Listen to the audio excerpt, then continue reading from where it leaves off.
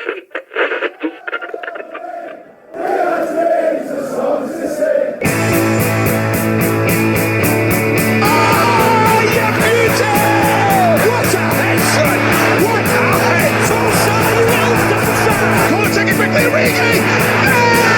Liverpool's kings of the court are champions of Europe once again.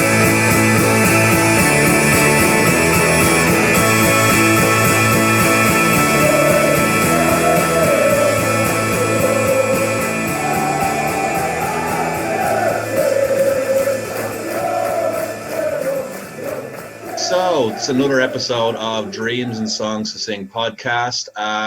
Basically, this is a podcast from the Irish point of view, and like all Liverpool fans, we've been left high and dry over the last few weeks. We don't know when the league's going to start again. We don't even know if the league's going to be given to us. And then not to mention, we've got a lot of people who are planning to go over to Liverpool. And I've got one such fan right here, lifelong supporter, Paul Kelly. Kelly, what's the story? How are you? How's 2 months without football treating you at this stage? Oh, as you know, like everything else, like I keep on saying to lads as well, it is a way of life. Yeah. For most people, it helps people in every fact. If it's good for your mental health and everything else, you look forward to games, win, lose or draw. It's something. It's a vocal point then.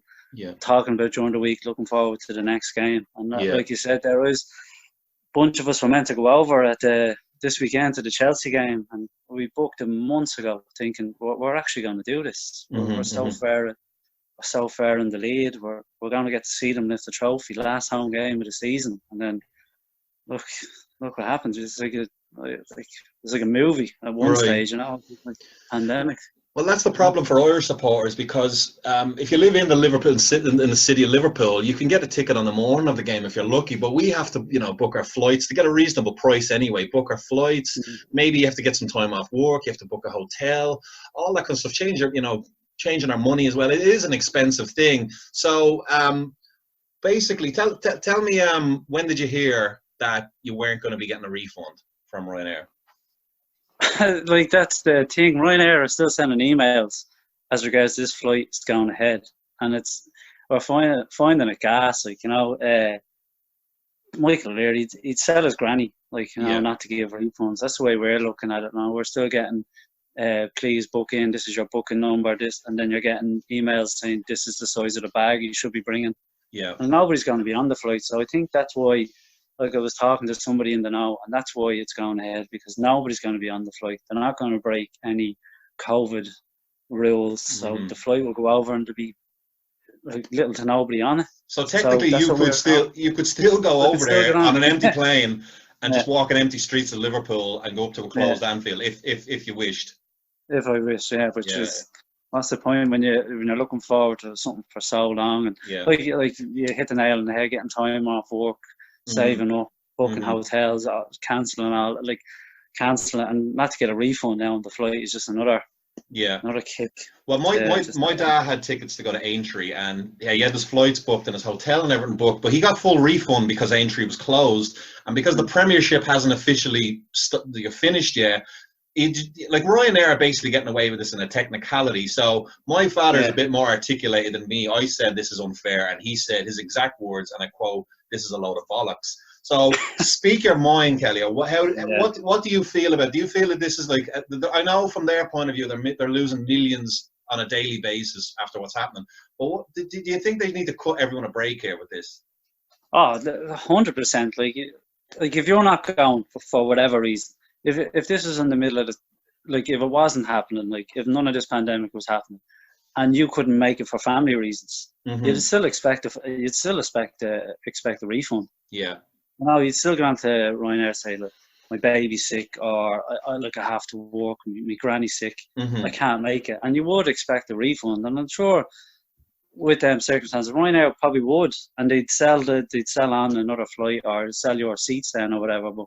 Yeah, it's just it's so annoying, the money you spend and you're not going to see a penny of it back for the simple fact that the flight is still going ahead, because you only get a refund if the flight is cancelled and it's not cancelled. And like, and your dad couldn't have quoted it any better. It is a load of bollocks, to be honest. We've been really. I just want to also thank this. We've sent these podcasts to like people in some in the States and some of my friends in Mexico. So a lot of people have listened to these, and I'm really appreciative of all the comments people have been giving back to us. But just kind of give people an idea, even if for someone who's listening in England, the process of, because getting tickets for Chelsea when you're an Irish supporter, that in itself is not easy to get. Like, I mean, for years when I was young, all the games I would go would be kind of mid-table, nothing games. But to get Chelsea at home any years is a big deal. But to get, it was going to be the last home game of the season in a year that we were going to get our first ever Premiership title. That's what makes it even worse, isn't it? Like, it's not easy to get your hands on those tickets. Yeah. That's why we keep on saying, the whole Grobbler course thing and all. Like we were saying there when we couldn't believe we got tickets. Now, a friend of mine, Ian Mooney, as you know, like he knew somebody over there that said, look, listen, we can get you 4 tickets, but we need to know straight away, and do you want to go? And we were like, how he even got the tickets was beyond us, and we were just praising Mooney to the high heavens. And then, like, it's through somebody who was over there who knew somebody. It's the way it is with, unless you're in a supporters club, it's to get a big game. You have to know somebody, maybe a season ticket holder that's not going to a game. It's very difficult. Like I'd be the same as you. Like the biggest game I was at a Spurs game. It's probably the biggest game I've tried so many times through supporters clubs to try and get to a Merseyside derby to unite a game. Even there's one. The last time Liverpool were beaten Anfield by Crystal Palace. I was at that game. That was crazy to say the least, but I won those tickets. I was at a meet and greet with I think it was Fowler, Haman, and McAteer. Right. And just lo and behold, my name was pulled out of a hat. And they go, listen, it's a game of your choice. And I was like, oh, I don't believe it. Right, I'll have the Everton game. No, try another one. So, all right, okay, I'll go for the United game, please. I've never been to that. No, I'll try another one. And I said, here, look, just tell me what I can have. And then we just said, look, you can go to the Palace game. So it's like, right, great. And it's the same. Like, you go over and you meet somebody, get your tickets, and then you would have to lose 2-1. Benteke getting the 2 goals. And right. It was really Coutinho's free kick. That's the last time Liverpool lost at Anfield on the clock. At Anfield, yeah. Oh, Jesus. You seem like the luckiest and unluckiest bloke in the world at the same time, Kelly. I'm not saying it there. All right, so just giving an idea for people who maybe are listening to this, who've never had to travel from Ireland to Liverpool, especially on a week. I mean, I travelled to Liverpool for a Wednesday night game. So I've got my whole, the adventures of getting the ferry at 4:00 in the morning to Holyhead, and then getting the bus to Liverpool and getting there at breakfast time, and then hanging around the city. I mean, it's the worst place to hang around for 12 hours. But by the end of the game, you feel like you've gone on some sort of Lord of the Rings-esque kind of trek just to go see Liverpool play. So do you have any kind of horror stories or just any kind of epic stories about what you've had to do to actually see the Reds? Something similar to you, getting up at like 3:00 in the morning to get, like, you grow up here in the day. That's basically it. You get up at 4 in the morning, you get the bus, you get on the ferry, like you're drinking on the ferry. It's great with like the start of it, you're all merry, you're waiting around for the game, but at the end of the day, you've so many emotions in one day. You're buzzing for the game, you get drunk, and then by the end of it, you're just like a shadow of yourself by the time you have to go, and you're just wrecked. But it is worth it in the end. Like you say, you send them to your friends in England and all that, but we do it because we love it. It's the main reason. And we don't get to do it every week, so we definitely don't take it for granted. So but they're enjoy it more then. Exactly, But they're talking about, like, if they cancel the season and start another season, and what happens if the coronavirus spikes again, then we're going to have to stop. So, I mean, from our point of view, we've already talked about how hard it is to get time off work, to buy the tickets, to get the, all of the things that go with it. It's going to be really hard to commit to going to Anfield for the next 6 to 8 months, isn't it? Because you just don't know. I mean, I'm guessing you didn't presume this was going to happen the first time, so there's no guarantee it's going to not happen again. Yeah, well, I think, and we see the German league is going ahead now. Is it next week or the week after? Yeah. So we have the benefit of seeing what's going to happen there. Yeah. To see what way things are going to happen. That could go tits up as well. Yeah. And I think we have the benefit of that. I think Spain might be back then soon enough as well. Mm-hmm. And Liverpool at the moment, what I'm reading there this morning is they're going back to Melwood. Right. 3 players at a time and individual pitches for an hour each just to try and get back, and then they're going to do tests. But I think the advantage of seeing the German league going back first and see how that pans out might help the way England gets back. Yeah, but when this first happened, I just thought, listen, the league, we're maybe going to be shut down for 6 weeks at the very, very most. We're going to start again. We're going to win the league. We're going to get the trophy in front of a packed Anfield. It might happen a bit later than normal, but so be it. But it's gotten worse and worse and worse. And now, the Dutch league was the most extreme example, because at least the French league, when they cancelled, they said, well, there's still going to be a champion. But for the Dutch league, no one's getting relegated. No one's getting the trophy. I mean, if I had to put you on the spot now, do you still see that possibility of happening? Like, which way do you think it's going to go now? At the moment, if you put me right in the spot, I can see what they do in the French league, because Liverpool are so far ahead.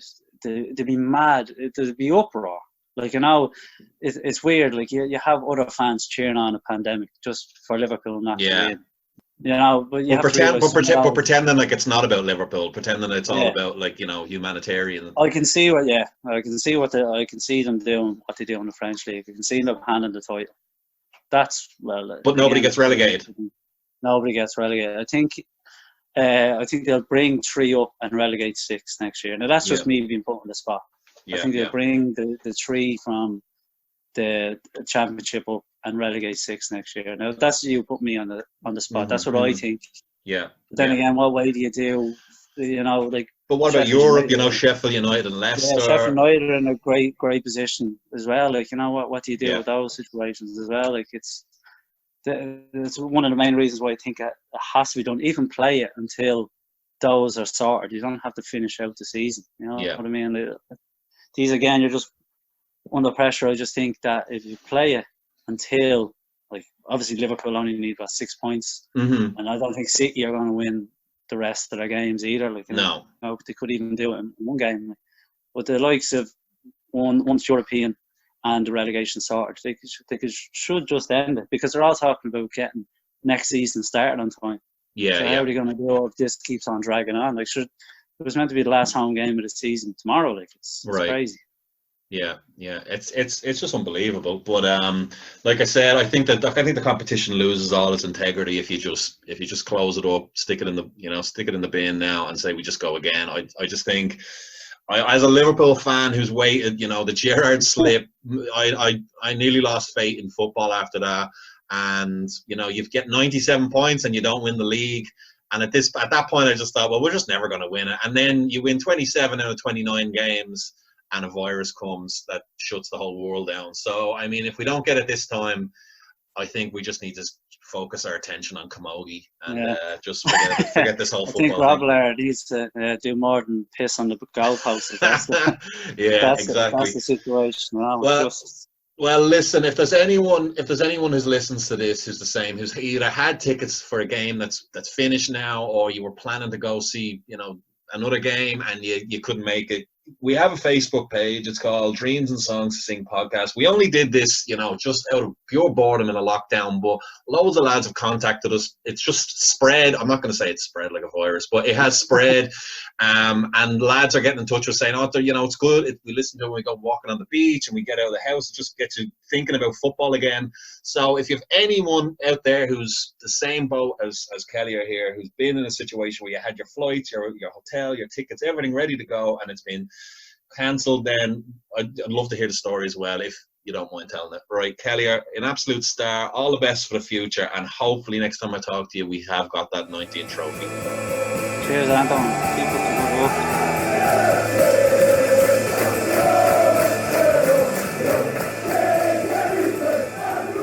The best word I can say, but will describe this, was boom.